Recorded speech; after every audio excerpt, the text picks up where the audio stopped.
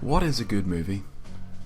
I'm sure if you saw the title to this video, an answer is already in your head. Of course we know what a good movie is, we've all seen good movies in our lifetime.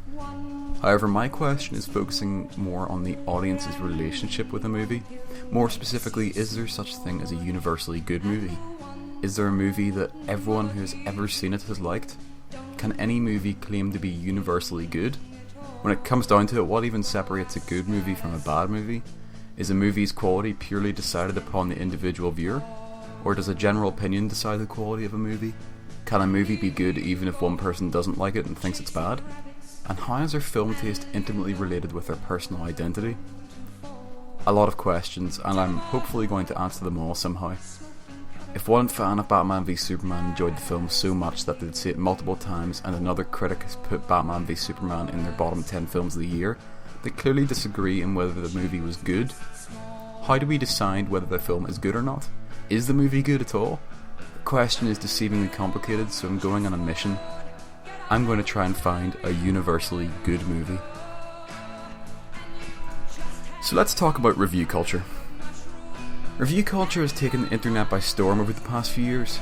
Many fans of franchises or films feel the need to somehow be validated in their preference of film, and that means that if the majority of critics disagree with their perception of what the film will be like, they seem to lash out in anger.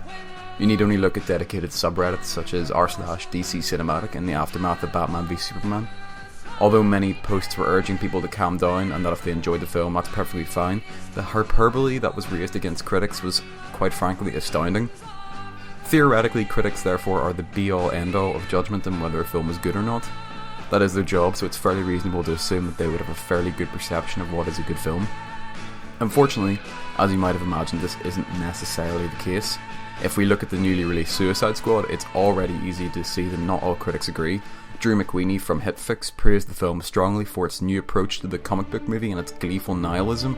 However, Matt Singer from Screen Crush crucified the film, dubbing it a mess from beginning to end. But these two critics watched the very same film. So if it is their job to determine whether a film is any good or not, then why are their opinions so vastly different? It's a hard question to answer.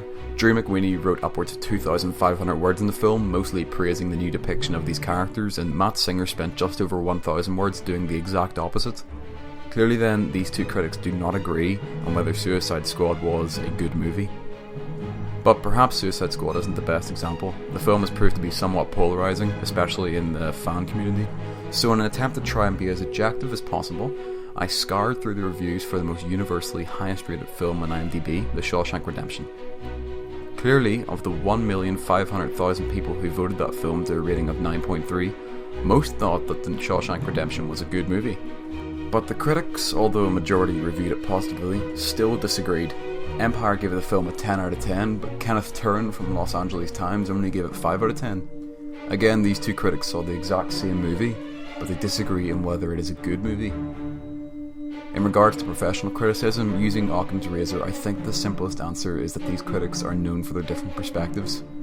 Critics are not meant to unilaterally represent the thoughts of the entire population on a film, just their own. Their job is to critique a film based upon their own criteria, and that's it. If you generally tend to agree with the opinions of Mark Kermode, then if he recommends a film you may well like it. If you generally agree with YouTube reviewers like Jeremy Johns or Chris Stuckman, then you should follow their opinions. But too many filmgoers let them speak for them and inform their own opinion on the movie, as opposed to drawing their own conclusion based upon how much they agree with that individual critic. Let's not glorify the position of a film critic any more than we should. Their job is, in essence, saying whether it is worth your time and money to watch a film. They're meant to be representative of general opinion, but that does not mean they are. Therefore, we can rule out that individual critical thoughts can predetermine whether a film is good or not. If they disagree so much, then there's no point in taking one of their opinions over the other, theoretically. Therefore, perhaps the most popular measure of whether a film is good or not should come from aggregate sites. Metacritic, Rotten Tomatoes, and IMDb have taken over traditional film criticism. Good or bad, film criticism has certainly been diluted down to an arbitrary number. Regardless of what thousands of words can tell you about a film, it's everyone's guilty secret that it's far easier to look at the rating at the end of a long article to get the impressions of a critic than actually read the review. I've done it, and I imagine anyone watching this has done it too. So the question becomes, can Metacritic, Rotten Tomatoes or IMDb tell us whether a film is good or not? Let's take them on one by one. Metacritic, for those who do not know, aggregates the reviews of multiple different venues, usually upwards of 30, and weights towards film reviewers that are known to be trusted. Then, using a simple mathematical sum, they add up all of the ratings, divide by the total amount of ratings, and produce an aggregate score of what the film should be. On face value, I can understand that this is a pretty simple and efficient way to grasp whether a film is good or not, but Metacritic, in my opinion, is one of the worst things to ever happen to the entertainment industry across all venues and genres: film, video games, music, anything and everything. First of all, Metacritic is at best only very good for giving a general impression of the quality of a film if critics are almost unanimous in their praise or critique. If one critic gives a film a 10 out of 10, another critic gives the film a 1 out of 10, then Metacritic will display the score as 50 out of 100. That is completely and utterly misleading. Clearly both of these critics felt incredibly strongly one way or another about the film, but a rating of 50 out of 100 resonates as a resounding meh. Such an event happened during the release of the new Ben Wheatley film High Rise. At the Globe and Mail at Toronto, Barry Hertz gave the film a glowing review, a 10 out of 10, praising the adept finesse by which the film could switch from dystopic parable to gut-busting black humour. However, Rex Reed at the New York Observer absolutely loathed the film, giving the film a 0 out of 10, crucifying it for appealing to faux art house patrons and not those who are looking for an actual intellectual parable on class warfare. Neither of these reviews are more right than the other. On the contrary, generally it is far better to have a film that is absolutely hated or loved than a film that is purely mediocre. Hate and love are strong emotions, and if a film is able to provoke one of these emotions to rear its head, then it's doing something right. However, as you might imagine, the Metacritic score for High Rise has landed around the middle of the spectrum. High Rise is a film that you may absolutely love or hate, but you'll never know because all that silly number does is tell you that it could be worth your time. But the film is nothing exceptional. It is grossly misleading, and it genuinely makes me angry to think that some potential cinema goers were dissuaded because of a misleading number created by Metacritic. Metacritic is a perfect example, therefore, that it isn't a measure by which we can measure what is a good movie. So let's move on to Rotten Tomatoes, or Tomatoes. Rotten Tomatoes has a similar issue to Metacritic, but the fault Rotten Tomatoes comes not from the website itself, but how many people grossly misunderstand the Rotten Tomato rating. Rotten Tomatoes purely marks whether a majority of critics thought that a film was above acceptable, known as fresh, or below acceptable, known as rotten. Returning to High Rise, we can see that it got a Rotten Tomatoes score of 62%. This does not mean that the film is 6.2 out of 10, but rather that 62% of the critics rated the film fresh. I actually prefer Rotten Tomatoes far more than Metacritic, but it can't be used on its own as the sole tool to find out whether a movie is good. A fresh or rotten rating is vague at best. We don't know whether the majority of critics thought that it was alright, or if there was a majority that absolutely loved it and a minority that absolutely loathed it. Yet again, the aggregation process fails to account for films that are ultimately more polarising than the next Meryl Streep film. The final popular rating system is IMDb. This is the one that most people are likely to use because it's universally the easiest to understand. The IMDb rating is a rating that averages out every single rating any user of IMDb gives a film. That's fine in the surface, but the truth of the matter is that the average cinema goer is not a critic and are very prone to being hyperbolic. All too often when a contentious release comes out like Ghostbusters, users will either rate it 10 out of 10 or 1 out of 10. These hopelessly skew the overall rating, especially in the case of massive blockbuster films that have earned a name for themselves by being controversial. That's not to mention the problem with the 10-point scale. You can see this in reviews for so many films. 5, 6, 7 out of 10 are usually perceived to be just terrible to okay, whereas 8 is good, with 9 and 10 actually being definitively worth your time. The issue is many people seem to believe that the 10-point scale, arbitrary as it is, starts at 1 out of 10 at the beginning of the film and works its way up with its individual attributes. I don't understand why this is the general perception. Realistically, if you want to rate a film on a 10-point scale, you should go in starting at 5 out of 10 and detracting or adding stars from there. 5 is the definition of average, but today 5 has become the new 1. I highly doubt many people will go and see a 5 out of 10 film, even though that literally means it's average. So I think it's pretty clear that no form of preconceived criticism can actually determine whether a film is good or not. There are too many problems with the most popular platforms by which opinions are expressed, and when cinema goers become too reliant upon these ratings, they risk the rating influencing their own perception of the movie before they've ever seen it. I say this because I know it was true of me. I'd go into a film, check the IMDb rating, and depending on what I saw, I'd go into the film with preconceptions of how much I expected to enjoy it. Reviews should never tell you what to think. They should only tell you what others think, and that's it. Our review culture is more unhealthy than it ever has been. You shouldn't feel ashamed for liking a film that everyone else has slaughtered. Your opinion is just as valid as everyone else's, even if you're in the vast minority. But this leaves us in a quandary. By my own overblown explanation, I think it's fair to conclude that reviews cannot tell us whether a film is truly and universally good. They can give general impressions, but after trawling through the entirety of the IMDb Top 250, I couldn't find a single film that has universal praise with no detractors, not one.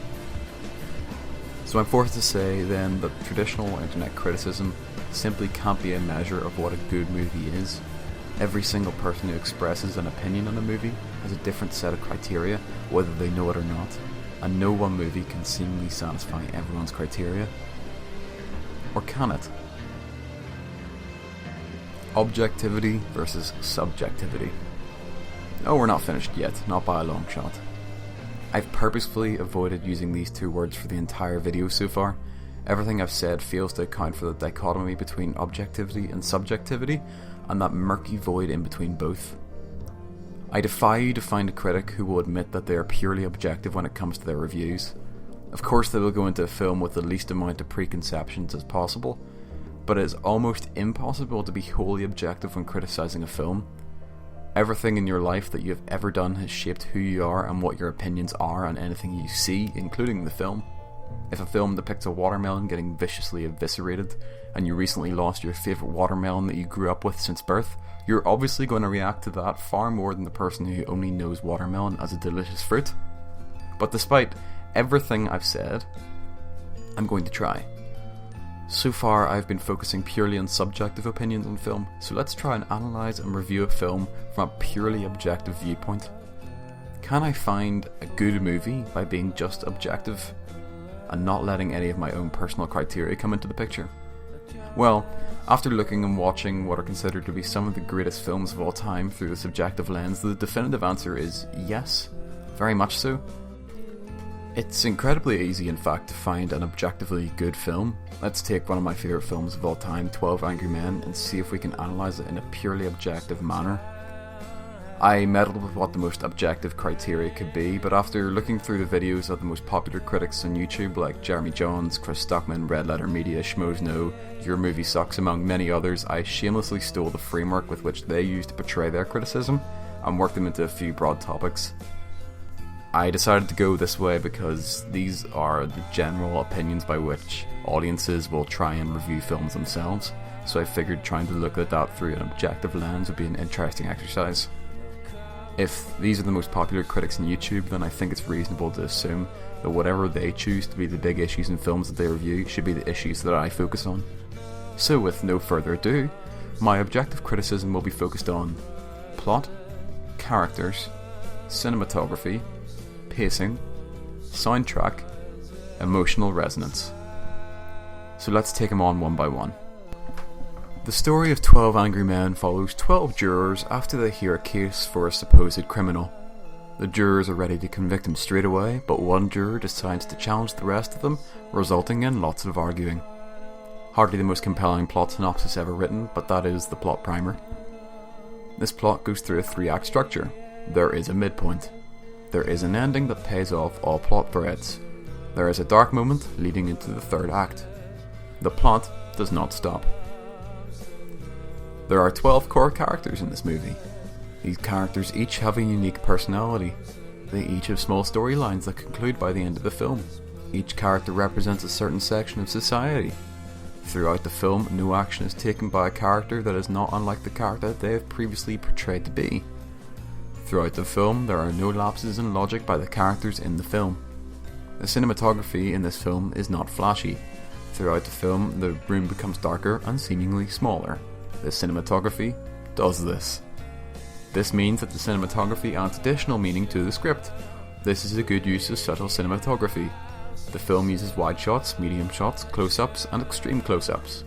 Sometimes the camera moves it to portray kinetic action. This is all acceptable use of cinematography. The pacing of this film is acceptable. No particular scene drags on further than the relative scene prior and after. This means that the scenes move at a steady and quick pace. This means the pace is quick and therefore is not boring. The pacing is good. The soundtrack of 12 Angry Men is relatively barebones. The opening scene has 50s era classical music in it. This helps set the mood. Sometimes the music swells and it falls. There is not much music in the film. There is not much music in real life either, so this makes it realistic. Unfortunately, I have no emotions, so therefore I cannot express an opinion on emotional resonance. You get the idea. There's a reason why almost no review is completely objective. Even what I just did wasn't completely objective. I tried my best, but there's some things that you just can't stop if you want to write a review. And mostly it's because it's too damn boring. This isn't a person reviewing a film, it's a robot. Objectivity only goes so far. Subjectivity is intimately related with empathy, and empathy is the basis by which all major emotional beats in film bank on. Without empathy, we are quite literally sociopaths. So yes, I believe that 12 Angry Men is a good film from a purely objective point of view, but I do not for a second believe that anyone who has ever seen the film thinks that. That would be completely ignorant. So despite the fact that from a purely objective basis, 12 Angry Men is a good film, or at least as close to an objective basis as possible, as soon as subjectivity comes into the picture, it's no longer a universally good film. If someone says they don't like 12 Angry Men because it's in black and white, I mean, it's a subjective point of view, but it's not invalid. So what am I saying? That emotions ruin the rudimentary quality of film? That allowing outside forces to influence your mind is poisonous to your enjoyment of a film? That no film can ever be universally good? Well, the only conclusion I can come to is yes. No film can be universally good. You cannot show a single film to the entire population of the world and expect them all to like it. You cannot cater to billions of people's emotional tastes. But I do believe that good films exist. Of course they do. Because what makes a good movie is not really the point. What I've been ignoring this entire time is that film is an expression of art, and just how so many people will begrudge those who enjoy modern abstract art, many people will begrudge those who like the most alienating art house film. That doesn't make their enjoyment any less palpable or valid. They think that what they're experiencing is good because it makes them feel something, and that's fine. Whether that be tears, joy, anger, regret, melancholy, or pure simple enjoyment, then the piece of art has done its job. Art and film is a personal experience. Everything from Transformers to your local indie movie, it's all art, and your enjoyment of art is always personal. This entire video is focused on the crowd and how they perceive film, and for many I really think that they get wrapped up in what the majority thinks and not what they think. You are beholden to absolutely no one's tastes. If you enjoy watching paint dry on a wall and proclaim it to be the next Citizen Kane, then you are perfectly within your rights. But just as you are perfectly within your rights to enjoy whatever you want, you cannot force someone else to enjoy what you enjoy. Because art by its very nature is a subjective beast. Our own personal lives influence everything that happens in art. In 500 Days of Summer, someone who has went through a rough breakup will experience that far more viscerally than someone who never has. If you know what it feels like to finally prove yourself as a great musician to someone whose opinion you deem important, then Whiplash is going to be a hell of a movie for you. The beauty of art is that it can work on so many different levels, and film is at the forefront of the art world. So in the end, what is a good movie? Whatever you want it to be.